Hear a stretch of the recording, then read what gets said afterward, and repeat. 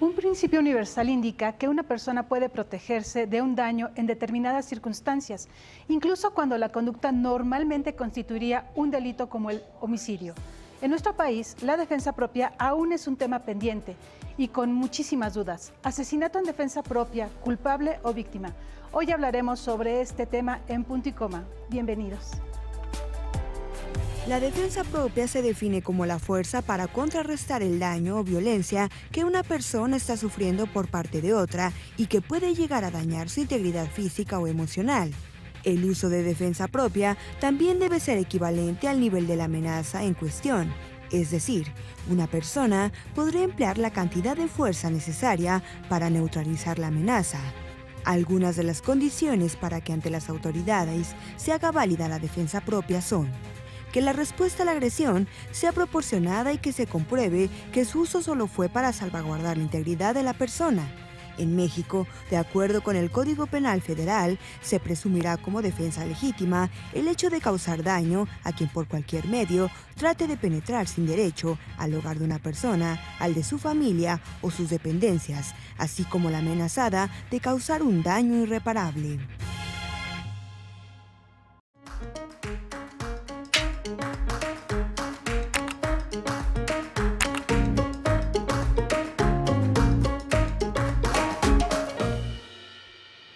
Bienvenidos a Punto y Coma, yo soy Lorena Rivera y les doy la más cordial bienvenida nuevamente. Y nos acompaña en el estudio Alicia Elena Pérez Duarte y Noroña. Ella es investigadora sobre el derecho de las mujeres a una vida libre de violencia. Y también mi querida Mi Lore querida. Felices aquí de compartir la conducción de Punto y Coma el día de hoy, y sobre todo porque vamos a abordar un tema que justamente está en el debate y es polémico, porque las leyes todavía nos dejan muchas cosas que pedir en la cuestión de qué pasa cuando una mujer que está siendo violentada, ya sea golpes como violencia familiar o una cuestión más grave como un abuso sexual, y de repente ella tiene que tomar la decisión entre vivir o morir y atacar a quien la está atacando o defenderse. Creo que nos pone en un tema muy sensible, sobre todo porque muchas veces a la víctima se le revictimiza de este asunto, ¿no? Siempre, siempre. Por favor, cuéntenos por qué esta cuestión sigue siendo muy pendiente, porque depende de los códigos penales de cada estado, ¿no? Más bien depende de la mirada de quien investiga o de quien observa, ¿sí? Los códigos penales son muy claros. Algunos hablan de legítima defensa, otros dicen defensa legítima, otros incluyen como parte de las exclusiones de la responsabilidad de un delito tanto la legítima defensa como una cosa que se llama no exigibilidad de otra conducta, ¿sí? Que son efectivamente descripciones de lo que podemos hacer cuando alguien nos está agrediendo, ¿sí? Cualquier persona. Para cosas como el robo a una casa, la gente no duda en que llego a mi casa y encuentro a alguien en mi casa, ¿sí? Que no conozco, que evidentemente me está robando. No hay ninguna duda, la mirada de todas las personas de alrededor, desde el Ministerio Público, desde quien sea, justifican el que agarremos lo primero que tenemos a la mano o que encontramos en la mano y le demos un zapopazo y se cayó y se murió. Todo el mundo lo entendemos porque sabemos verlo. El problema es cuando se trata de nosotras las mujeres en un sistema patriarcal, ¿sí? Ahí las miradas son totalmente distintas y entran en juego varias circunstancias. Por ejemplo, uno de los casos que está ahorita revisándose en la CEDAW, en el Comité sobre la discriminación sobre la eliminación de todas las formas de discriminación en contra de las mujeres, fue calificado como un asesinato en riña, ¿sí? Calificando a la mujer que terminó matando a su marido como la provocada. Es decir, alguien, por ejemplo, salen de la cantina, pues, salgo del ejemplo y salimos a la cantina, y uno le grita al otro, ¿qué te traes, güey? ¿Qué no sé cuánto? ¿No? Y pues empiezan así, y finalmente uno termina literalmente matando al otro. Ahí sí hay una riña. Y ahí sí hubo un provocador y un provocador. Porque luego se ensarzan en la pelea. En este caso que estoy diciendo, el que está en revisión en la CEDAW, no fue así. Y lo podemos entender solo si sabemos ver, uno, todos los antecedentes de violencia en contra de la mujer. Yo le llamo violencia machista, ya me dejo de eufemismos de violencia de género, me dejo de esos eufemismos. Violencia machista en el ámbito familiar, hay toda una serie de antecedentes. Este hombre agarra la pistola y empieza a amenazarla, ¿sí? Ella se defiende y la pistola se dispara. Ahí no hay manera, desde mi perspectiva, de verlo de otra forma, ¿sí? Ella se está defendiendo. Quien tenía la pistola era él. A la hora que la pistola se dispara y él termina lesionado, ella solicita ayuda. Es decir, no había ninguna intención de matarlo. Termina muriendo. ¿Por qué? Porque la herida es grave, ¿sí? Disparo de arma de fuego, a menos que sea nada más en el hombro y se pueda contener la hemorragia. Claro. Los disparos por arma de fuego son normalmente graves. Bueno. Además, digo, a eso te expones, ¿no? Si vas con una persona, llevas un arma de fuego, pues te expones a que también a ti te maten. Pues también. Para eso son las armas. Para eso son para disparar. Sí. Sí. Pero en este caso ella estaba en su casa. Sí. En este caso estaba en su casa. ¿Qué hubiera pasado si ella hubiera tenido el arma en su casa y al ver que llega una persona con un arma también a tratar de asaltarla, ella saca la pistola y le dispara? Es la misma historia. Si fuera ella, la mirada es distinta. Si fuera él quien tiene la pistola en su casa y entra un señor a robar o a lo que sea con otra pistola y dispara el señor ¿De la casa? dueño de la casa primero, todo el mundo le aplaude. Todo el mundo dice que sí, que bravo, que... De hecho, tenemos un caso muy reciente en la Ciudad de México de un militar que terminó matando a sus agresores, ¿sí? Él iba armado, los otros lo reciben también con pistola, lo amenazan con pistola, dispara él primero. Claro. Pero a lo mejor socialmente es distinto. Exactamente. Pero legalmente es lo mismo. Legalmente es lo mismo, por eso digo, no es una cuestión de leyes, es una cuestión de mirada de quien investiga. Y eso es lo que siempre me indigna. Cuando somos nosotras las mujeres, hagamos lo que hagamos, vamos a salir perdiendo. Y eso lo tenemos que modificar. Por eso yo no hablo de violencia de género en contra de las mujeres, sino ya sigo a las españolas diciendo, ¿saben qué? Eso se llama violencia machista. ¿Sí? Claro. Porque es el patriarcado macho en contra de las mujeres y hagamos lo que hagamos y terminamos perdiendo. Si la mujer no se defiende, taruga porque no se defendió, lo estaba disfrutando y hemos oído esas expresiones. Ella tuvo la culpa. Ella tuvo la culpa, ella provocó. Así es. Sí. ¿Qué le parece si hacemos una pequeña pausa y regresamos con el tema? Porque realmente es una cuestión muy interesante y que a todos y a todas nos debe de importar. Les dejamos aquí también el Twitter y por qué en muchos casos se criminaliza y castiga la legítima defensa de las mujeres en defensa propia. Ahorita el 100% nos está diciendo que por misoginia. Regresamos en unos segundos.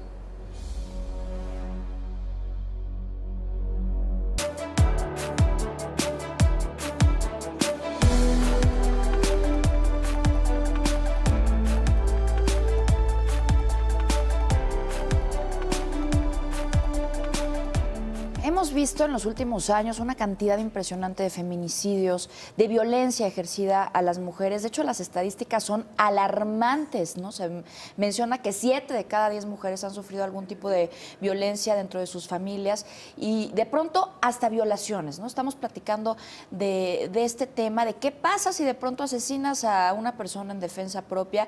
Y han habido historias, de hecho, hace poco hubo una de una chavita que la viola un un tipo y ella agarra el cuchillo que él traía, se lo encaja y acaba ella dentro de la cárcel. Sí. Entonces, ¿qué pasa con estos temas? También decíamos de la visión, de la mirada de la gente que, digo, sin duda vivimos en un país muy machista, entonces es claro, pues es que quién sabe cómo iba vestida, pues es que quién sabe qué estaba haciendo a esa hora, pues es que estaba en un antro y estaba tomada. A ver, o sea, el tema es que si te violan, que si te amenazan con una arma, tú tienes el derecho de defenderte. Desde luego, desde luego. El problema, insisto, es cierto que la ley tiene huecos de interpretación, ¿sí?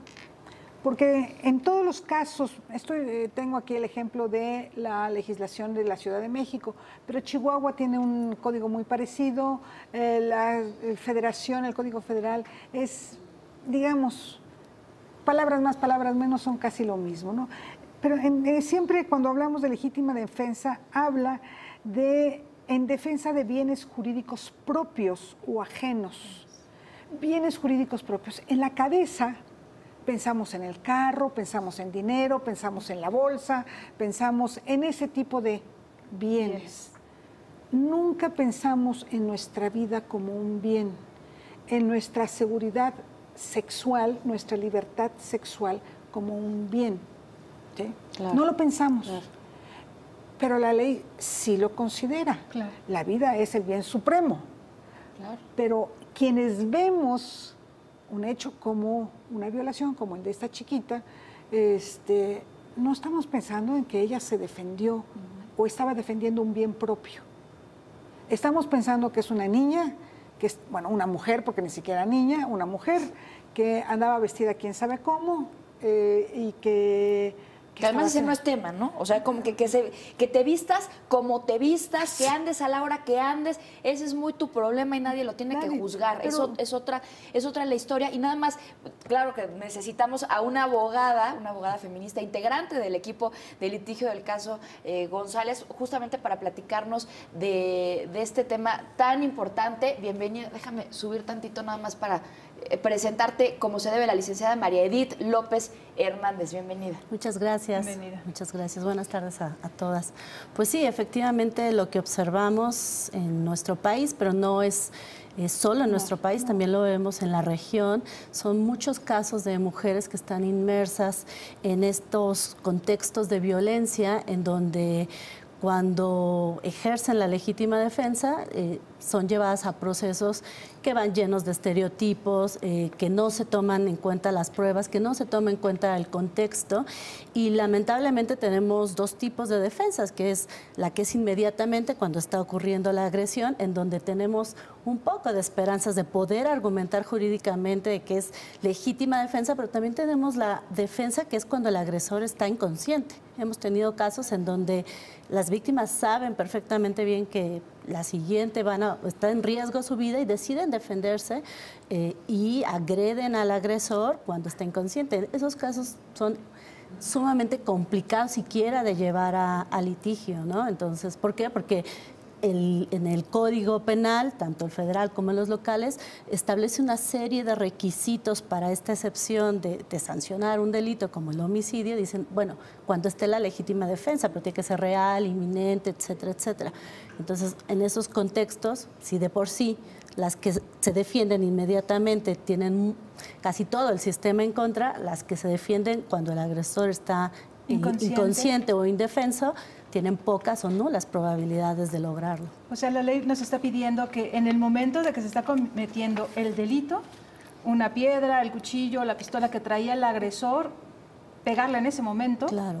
Y además pide que la defensa sea proporcional, es decir, si yo estoy usando un cuchillo, no puedo defenderme con una pistola, ¿no? O sea, es una serie de contextos, porque además la figura, como el derecho, fue pensado desde mentes masculinas, claro, ¿no? Sí. Entonces ¿qué necesitan los hombres para defenderse? Para defender a sus mujeres, para defender, como bien lo decía la doctora, para defender sus propiedades, sus bienes, ¿no? Pero entonces cuando una mujer ejerce ese derecho, pues algo no checa en la mentalidad. Y se hace un proceso demasiado doloroso para la víctima, que se está defendiendo su vida por ese sentido, doctora. Sí, pero es que también la ley, o sea, la ley forma parte del orden público, que es un orden patriarcal. Claro. Pero para los propios patriarcas tienen dos conceptos, la legítima defensa y la no exigibilidad de otra conducta. Pero tratándose de mujeres tampoco vemos la no exigibilidad de otra conducta, porque la no exigibilidad de otra conducta precisamente es la defensa en el sentido, el señor está inconsciente. No le puedo exigir otra conducta cuando ya vi cómo me ha atacado. O sea, veámoslo en un hombre. Ya vi que es un tipo de casi 2 metros de estatura, que me dobla de peso, que ya me rompió 3 costillas y por accidente quedó inconsciente. Lo mato. Yo, hombre, lo mato y entonces nadie me puede exigir otra conducta, porque si se levanta, me va a matar a mí y a mi familia, ¿sí? Claro. Yo, hombre. Pero si es una mujer, efectivamente es impresionante. No hay manera de que la gente entienda que se defendió. Pero ojo, si no se defiende, también es culpable. Claro, ¿sí? claro. Como lo que decíamos hace rato, el caso de los porquis y el caso de la manada, el caso de los porquis aquí en México y el de la manada allá en España, son eso. La decisión que tomaron para defender su vida es no hacer nada. Claro. Dejar que los otros, ¿sí?, hicieran lo que tenían que hacer, rogándole desde luego a las diosas del Olimpo que nada más fuera, nada más, fíjense, lo que pasa por la mente de una mujer que está siendo agredida, ¿sí? Y es que en los dos casos que acaba de mencionar, y entre otros muchos, también las mujeres que atacaron, por ejemplo, en los Uber, en los Cabify, han sido víctimas del escrutinio público, de redes sociales, lo que tú decías de estereotipos. ¿Cómo es posible? Claro, es que ella los provocó, es que cómo estaba ¿Cómo vestida? se le ocurre salir a las 2 de la mañana de una fiesta y tomar un Uber? Exactamente. Claro.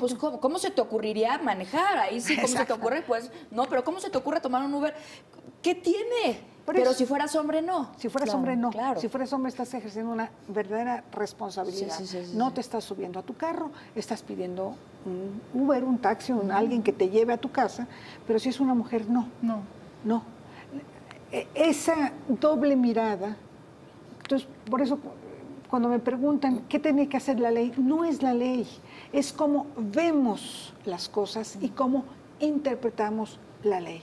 Claro. Y efectivamente, bien dice Edith, cuando la ley está hecha por un sistema patriarcal, cuando el sistema de justicia es estrictamente patriarcal, aunque haya muchas jueces, mujeres, ¿sí?, aunque tengamos protocolos para juzgar con perspectiva de género, finalmente no nos sirven. Porque además, y déjenme subrayarlo, el género o la discriminación por sexo y por género están prohibidos por el artículo 1 constitucional. Y estas miradas que no permiten reconocer la legítima defensa son eso, una discriminación por sexo y género, las dos cosas. ¿Sí? Y además yo creo que se acumula esto, luchar contra el sistema, luchar contra el escrutinio público, ¿no? Vemos el propio caso de Yaquiri, en donde la primera imagen que sale es una foto filtrada de la misma Procuraduría, en donde la ponen como una agresora, ¿no? Entonces, esa es la primera imagen que le llega a la gente y la gente empieza a nuevamente generarse una idea de qué es una, y siempre están en el imaginario de qué es una buena mujer, qué es una buena muchacha. Y a partir de eso tomamos una postura. Pero además, si fueras una mala mujer, lo que sea que eso signifique, o si estuvieras ejerciendo un trabajo de servidora sexual, o si estuvieras gozando de tu sexualidad de manera amplia, lo que sea, claro, si alguien te llega y te agrede, tienes todo el derecho de defenderte. Por eso se llama legítima defensa. Sí, claro. ¿No? Por eso se llama legítima. Estás haciendo lo que estés haciendo, o sea, eso no es de la incumbencia de nadie. Al menos que estés tratando de matar también tú a alguien, ¿no? Esa es otra historia. Claro. Lo que decías, Edith, de que necesitas un arma del mismo nivel que la que trae tu agresor, ¿qué significa? O sea, si tú traes una pistola o si tú traes un cuchillo y él nada más llega a golpearte, por ejemplo, y tú sacas un cuchillo y se lo entierras, entonces no es equivalente? Sí, hacen una interpretación de los elementos que tiene la figura de legítima defensa y entonces dicen que tiene que ser en las mismas condiciones, ¿no? Es decir, no necesariamente se refieren a armas o instrumentos, pero sí las mismas condiciones. Sí, porque tu fuerza no va a ser igual que la del hombre. Exacto. Muchas veces la desventaja de las mujeres en lo que tiene que ver con fuerza hacen que esa interpretación también opere en contra. Pero depende de la interpretación del juez. Claro, de todo la mirada depende de la mirada del juez. juez. Hay un caso en donde la chica se defiende, es un tipo alto, le mete una cuchillada en un pulmón y bueno, pues el tipo muere, pero ella llama a emergencias. Es decir, su intención se nota en todo el contexto de que no tenía la intención de asesinarlo, simplemente se está defendiendo. Claro. Pero bueno, uno de los argumentos en este caso, el Ministerio Público era que si se encontraban 2 cuchilladas, no una, 2, entonces ya no habían elementos para que operara la legítima defensa. Y ella no había dado su declaración porque además no le habían informado que el agresor había fallecido. Era un caso muy interesante porque además llegó la familia del agresor al Ministerio Público a defender a la víctima, porque decían, lo normal, la noticia que esperábamos es que un día nos dijeran que el agresor terminó asesinando a la víctima, no al revés. Y entonces ellos fueron a rendir testimonio de cómo era la vida de esta chica, que además fue unida a partir de los 14 años, es decir, era una chica sumamente joven que ya había sido hospitalizada en varias ocasiones y que en esta ocasión le toca, afortunadamente para ella, defenderse. Muere el agresor y quieren procesarla. ¿El agresor era conocido? Era su pareja. Era su pareja. Además, ella estaba embarazada, le estaba golpeando en un momento en que ella estaba embarazada. Entonces, y a pesar de todo este contexto, de tener los elementos, de que habían denuncias previas, de que había un peritaje en donde lo señalaban a él como agresor, el Ministerio Público se desvivía entre homicidio en riña y legítima defensa. Okay. Y terminaba con argumentos extremadamente patriarcales de no lo hago por ella, sino por esos niños. No los quiero dejar en el desamparo, ¿no? Porque ya se murió el padre y si meto a la madre a la cárcel. Pero, o sea, es sumamente complicado llevar este tipo de casos, litigarlos, porque es eso, las formaciones de quienes operan e interpretan la ley están carentes de este enfoque. ¿Y cómo terminó el caso? ¿Qué le pasó a ella? Al final, finalmente? Y fue interesante porque lo logramos antes de que saliera, o sea, que entrara al proceso. Fue en el Ministerio Público en la averiguación previa y con muchísima presión. Yo en ese entonces estaba en el Instituto de las Mujeres de la Ciudad de México y fue más que el argumento que convenciera al Ministerio Público, porque me quedó claro que no lo convencimos, fue toda la presión que había y todos los elementos que habían para que al final esta chica pudiera salir sin llevar un proceso. ¿Estuvo en la cárcel entonces? Estuvo detenida. Pero al final no fue ¿Meses? procesada. ¿Semanas? No, fue días en el plazo constitucional, 72 horas del plazo constitucional. Perdón que le interrumpa, vamos a hacer una pequeña pausa, ahorita regresamos porque todavía hay muchísimas cosas que platicar al respecto. También hay muchos ejemplos que estoy segura que la gente querría saber en su casa, los papás de niñas y de niños también, ¿no? Porque no es un tema nada más de mujeres. Pero participe con nosotros en nuestra cuenta de Twitter, @puntoycoma_tv, porque en muchos casos se criminaliza y se castiga la legítima defensa de las mujeres. El hashtag, ya lo saben, defensa propia. El 13% dice malinterpretación, el 73% dice misoginia y el 14% dice derechos humanos. Volvemos.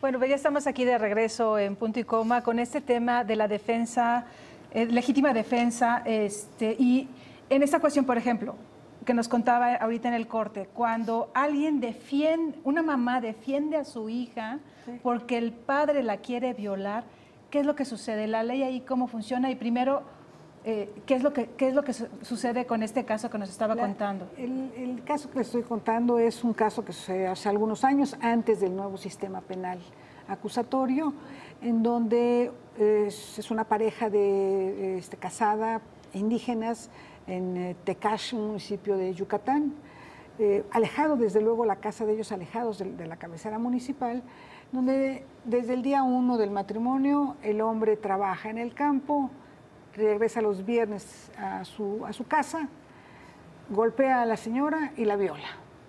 De esta manera nacen 6 o 7 niños. La primera, una niña que el día que sucede esto que les voy a contar, esta hija de ambos ya tenía 13 años, casi 14. ¿Sí? Llega el señor como siempre, es decir, borracho, empieza a golpear a la esposa, la intenta violar y no puede, simplemente no hay erección.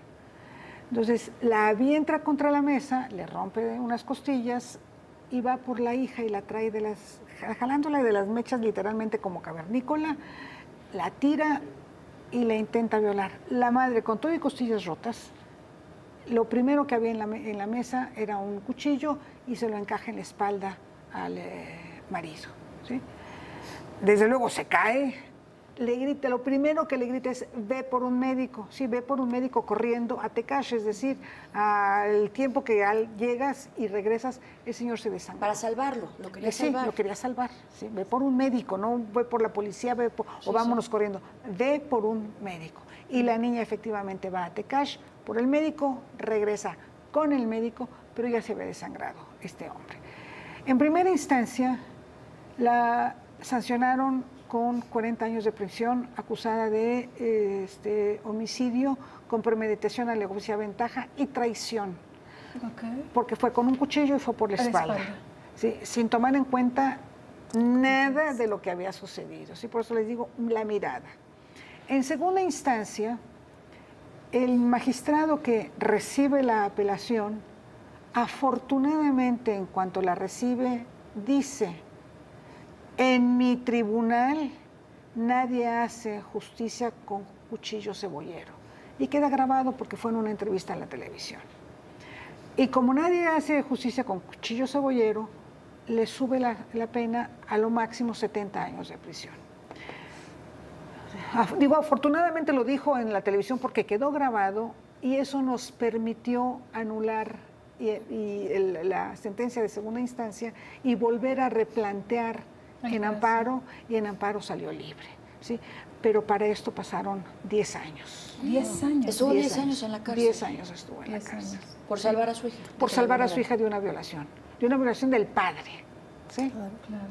Y decía que esto es antes del nuevo sistema. Antes del nuevo sistema, pero la mirada es la misma. Pero, o sea, se tardó mucho tiempo, a lo mejor ahora en el juicio de control, posiblemente hubiéramos podido actuar y además ya tenemos más conciencia, tenemos más contactos, tenemos mayor movimiento de mujeres, mayor presión que podemos hacer, las redes sociales y todo esto nos ayuda algo a hacer que la mirada adecuada se pose sobre este tipo de casos. Claro.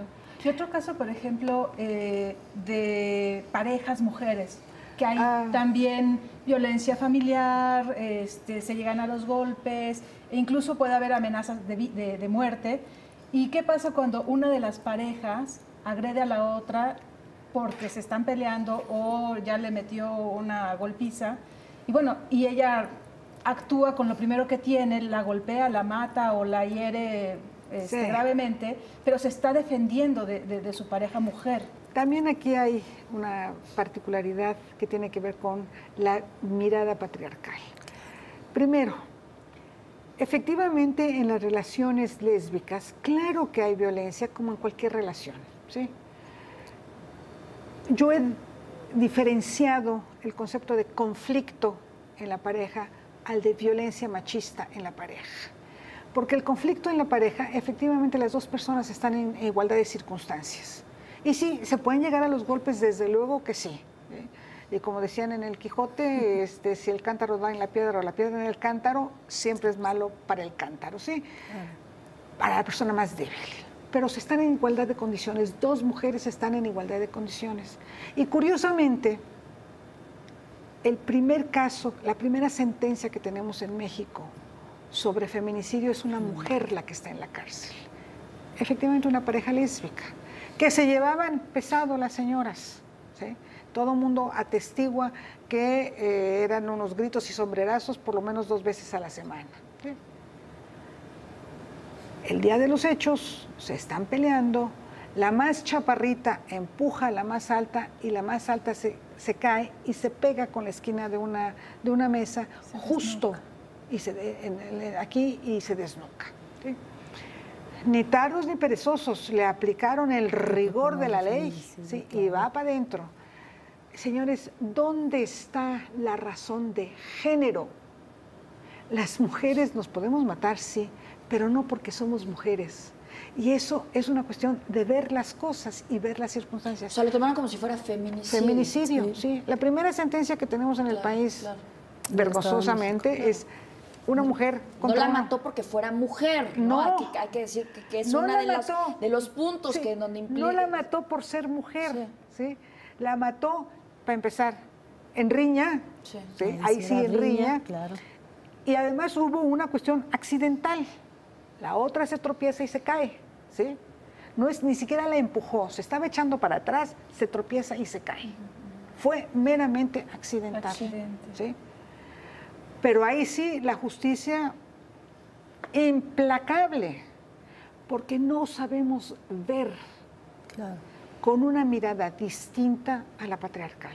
Claro. Insisto, y cuando un hombre las violan, las matan y las matan y les entierran el cuchillo, ahí sí no es feminicidio, no, ahí es un asesinato. Cuando es obvio que eso es un feminicidio. O un asesinato o, bueno, sí, un homicidio, pero hubo causas atenuantes. Y entonces en vez de, demos de 8 años, porque además la encontró con otro. Exactamente, claro. Fue culpa de ella. Fue culpa de ella, como siempre, ¿sí? Claro. O andaba vestida muy provocativa, ¿no? Estos casos en México y en Latinoamérica son muy comunes, ¿no? Pero, por ejemplo, ¿qué pasa con la justicia en este tipo de cuestiones de legítima defensa? No sé, en Estados Unidos o en Europa, ¿se maneja igual? ¿Es la misma mirada o sí cambia? En mi experiencia, no sé, en la tuya, Edith, no cambia. No cambia. El patriarcado es el patriarcado. En todo el mundo. En todo el mundo. Claro. ¿Sí? Posiblemente la justicia esté dispuesta a escuchar de manera distinta en los países nórdicos, por ejemplo, ¿sí? Incluyendo Norte Canadá, ¿sí? O Nueva Zelanda, en donde inclusive las relaciones entre hombres y mujeres son distintas por cómo se configuró Nueva Zelanda, por ejemplo, ¿sí? Claro. Pero en realidad el patriarcado es universal. Total. No tiene religión, no tiene nacionalidad, no tiene fronteras, no tiene poder económico, porque da exactamente igual. El patriarca es el patriarca, tengan dinero o no tengan dinero. Desafortunadamente, eso es lo que estamos enfrentando, nada más y nada menos que la mitad y un cachito de la población en el mundo, ¿sí? Claro. Esta estructura patriarcal que nos oprime, ¿sí? Y que nos hace que seamos cosa de ellos, bien jurídico de ellos. ¿Ustedes creen que también haya culpa dentro de las mismas mujeres? Porque hemos platicado también en esta mesa sobre lo que ocurre, por ejemplo, en la India, en donde es uno de los lugares en donde más mujeres son asesinadas al día por la dote, y son los hombres, ¿no?, quienes deciden con quién se va a casar la mujer, son los hombres quienes deciden si ellas pueden, es más, son ellos y deciden si tú naciste para que seas servidora sexual o para alguna otra posición, y las mujeres cuando les preguntas dicen, no, es que está bien así. O las mujeres musulmanas también. ¿Creen que también aquí en México nosotras mismas provoquemos estas prácticas machistas? No. Pues yo creo que más que provocar, somos socializadas para aguantarlas y normalizarlas, naturalizarlas, decir, esto es parte de la vida cotidiana que nos toca a las mujeres enfrentar. Porque además, ¿no?, son las mujeres quienes educan a los hijos, hombres. Pero no, perdón, querida, no. Me encanta. No. A ver, no podemos, vivimos en una sociedad y a nosotras, bien dijiste, no naturalizaron, nos metieron en la cabeza desde antes de nacer que así es. Eso es lo natural. Claro. Y cuando crecemos, vivimos en el así es, eso es lo natural. Y no actuamos más que así, ¿sí? Como lo que es natural, ¿sí? Lo que nos han dicho. Lo introyectamos, lo metemos adentro en nuestra cabeza, nuestras neuronas, nuestras tripas, en todos lados, y así actuamos, como lo que nos dicen que es natural. Claro. Y desde luego, si somos madres, educamos a nuestros hijos e hijas como lo que nos dijeron que se debía hacer. Las madres que nos oponemos a eso e intentamos educar a los hijos de otra manera, primero, el primeritito que se opone es el papá, siguiendo por los abuelos y los tíos, ¿sí? Claro. Porque estás educando a un maricón y además lo largan, ¿sí? Pero después, perdón, la educación en la casa no alcanza para contrarrestar los medios de comunicación, el machismo afuera, toda esta presión social.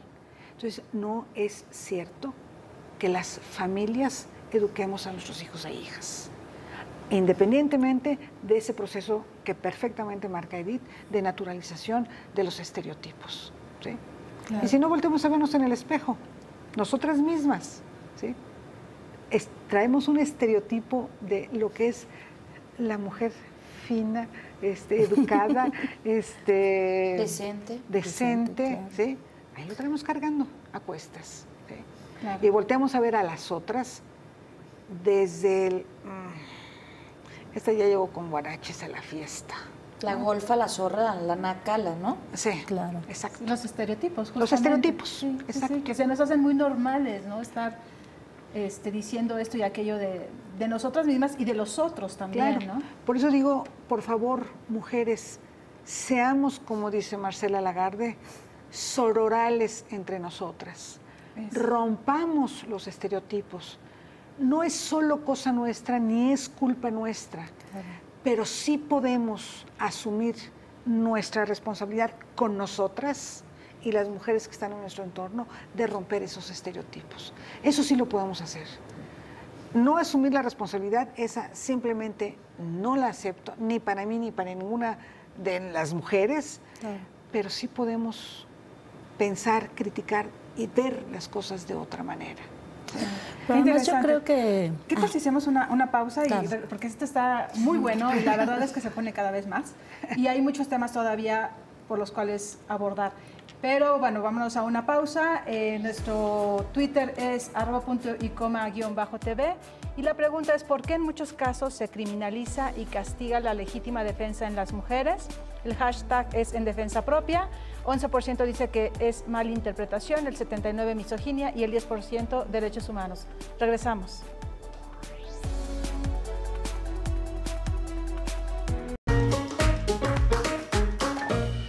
Bueno, estamos claros, ya hemos platicado y repasado la mirada, como bien dicen, que se ve en México y en otros países en el mundo, en donde nos juzgan a las mujeres por absolutamente todo. La frase que decías del cántaro y la piedra es tal cual como son las cosas. Y yo quisiera que repasáramos un poco cuáles son las causas para que las mujeres también sepamos cómo protegernos, para defenderte si pasa una situación de estas y te defiendes, ya sea de un hombre o una mujer, lo que sea. ¿Cómo hacer para que no acabes tú pagándola, ¿no? O sea, si se mete un tipo a tu casa y te quiere violar, si se mete un asaltante y le quiere hacer algo a tu hija o a tu hijo o a ti, ¿hasta dónde puedes llegar y cómo te puedes defender? Claro. Bueno, ese es un tema muy interesante porque las mujeres no somos educadas para defendernos de entrada. Entonces, normalmente las mujeres nos paralizamos, no nos defendemos. Últimamente hemos estado viendo cada vez más ejercicios de defensa personal y que mete a tu hija, a tu hijo, ¿no? Vete para que aprenda a defenderse. ¿Por qué? Porque no estamos educadas para defendernos. Pero el día que nos defendemos, pues lo hacemos con lo que tenemos. Tampoco es que tengamos planeado una estrategia de defensa, ¿no? Aunque podrías tener una pistola en tu casa. Claro, podrías tener una pistola, las chicas traen estos... El gas pimienta. El gas pimienta, pero también traen estas cosas que no están permitidas, además, por ley. Hay algunos instrumentos de defensa que no están permitidos, pero pues son más efectivos, ¿no? Más bien que sí está permitido. ¿No? Pues el gas pimienta, pero no es el gas pimienta, es otro tipo de gas, ¿no? Que lo puedes utilizar, que le causa irritación y entonces lo deja sin visibilidad por un momento, Ese ¿no? te sirve dentro y fuera de tu casa. Dentro y fuera de tu casa. Pero más que eso, yo creo que más que apostar porque las mujeres aprendan a defenderse, qué bueno que las mujeres aprendan a defenderse, pero creo que tenemos que apostar por un sistema que las proteja. Claro, si no nos pueden garantizar la seguridad ni adentro ni afuera de nuestra casa, es muy complicado, que el mensaje que mandamos es, pues tú te la tienes que garantizar solita, ¿no? Entonces, hacia allá tenemos que realidad. hacer. Lo hemos visto, es una realidad. Las mamás y los papás no quieren que sus hijas salgan de noche en un Uber porque les puede pasar algo, porque Claro. las pueden atacar, las pueden violar, las pueden matar, Claro. como lo hemos visto. Cada vez vemos más y más feminicidios en México, y entonces sí es importante saber qué armas podemos utilizar nosotras para estar atentas y defendernos, Mira, ¿no? Fácil saber, si lo vemos desde ese punto de vista, saber que la parte débil, muy débil de los señores, son los testículos. Claro. ¿Sí? Entonces, un buen patadón, sin dudarlo, ahí, y se caen. Claro. Si está encima de nosotras, calma, tarde o temprano los vamos a tener a la mano, ¿sí? Apretar y dar la vuelta, ¿sí? En ese momento dejan de hasta de hablar. Pero yo coincido con Edith, el problema no es nuestro, no es cómo nos defendemos, porque además, perdón, no es que un señor entre a nuestra casa, están en nuestra casa. Claro. Los agresores, Sí, es el verdad. 70% de los feminicidas están dentro de nuestra casa. El esposo, el papá. El 90% de los violadores están dentro de nuestra casa. Wow, el 90%. 90, sí. ¿Sí? Es decir, ahí está, entonces el problema no es nuestro. Sí, sí, ¿Cómo sí, me sí. voy a echar a mi papá que me está violando? ¿Sí? Claro. Simplemente no hago nada y dentro de 20 años lo acuso. Claro. ¿Sí? Lo principal es denunciar. Sí, si pero hay ese tipo de situaciones. le corresponde al Estado romper con este patriarcado. Nosotras las mujeres ya no podemos hacer más. Ya introdujimos el concepto género, ¿sí? Que ahora se convirtió en una categoría sospechosa. Claro. No sé sospechosa de qué, pero sí, lo que era una categoría analítica hoy es sospechosa. Ya cambiamos las leyes, ya tenemos leyes que reconocen que somos iguales hombres y mujeres con los mismos derechos, que la sociedad y el Estado tiene que equilibrar las balanzas. Ya lo hemos hecho prácticamente todo lo posible. El resto le toca, perdón, a los hombres, ¿sí? Claro. Le toca a los hombres. ¿Qué es lo que tienen que hacer? ¿Cuáles son los pasos a seguir para esto que falta? Justamente para dejar de mirar de una manera machista y que a la mujer siempre se le termine revictimizando, haciéndole los procesos más dolorosos, más complicados, y que finalmente toda esa carga emocional, psicológica, cultural, social, la van a llevar a cuestas el resto de su vida. Mira, no soy hombre y por lo tanto no sabría decirte exactamente qué es lo que tienen que hacer. Pero sí se me ocurre el simplemente empezar por una cosa sencillita que se llama respeto. ¿Sí? Respeta a la persona que tienes enfrente. Tan, tan. Y si esa persona es mujer, igual, respétala. Pero eso es algo que tienen que grabarse en las neuronas, en el corazón y en las tripas. Claro. Y lo tienen que hacer ellos. ¿Sí? Nosotras, insisto, ya hicimos todo lo humanamente posible. Hace poco se debatía, fue un encuentro con Neurosocial en París, y entonces se debatía algo que acá ya está muy debatido. ¿Qué podemos hacer las feministas por los hombres, por su reeducación, por su cambio, ¿no? Y más que las feministas es el Estado. El tema es que si el dinero que invierten para garantizar los derechos de las mujeres, su seguridad, su integridad, se desvía para programas de reeducación, por supuesto que vamos a oponernos. O sea, tiene que haber presupuestos distintos. Entonces, ¿qué tan exitosa es la reeducación de los hombres? No lo sabemos. ¿Por qué? Pues porque no hay verdaderos programas de reeducación, ¿no? Y es un tema de hombres y de mujeres, ¿no? También hay mujeres que lo hacen muy mal y hay hombres que lo hacen bien, hay que decirlo. Y yo ahorita, regresando del corte, les quiero preguntar cómo son también las estadísticas, qué tantas mujeres denuncian, qué tantas mujeres sí logran esta defensa, pero los dejo con nuestra pregunta en redes sociales, @puntoycoma_TV. ¿Ustedes por qué creen que en muchos casos se criminaliza y se castiga la legítima defensa de las mujeres. El 19% dice malinterpretación, 69%, fíjese, ya bajó, misoginia, y el 12% los derechos humanos. Volvemos.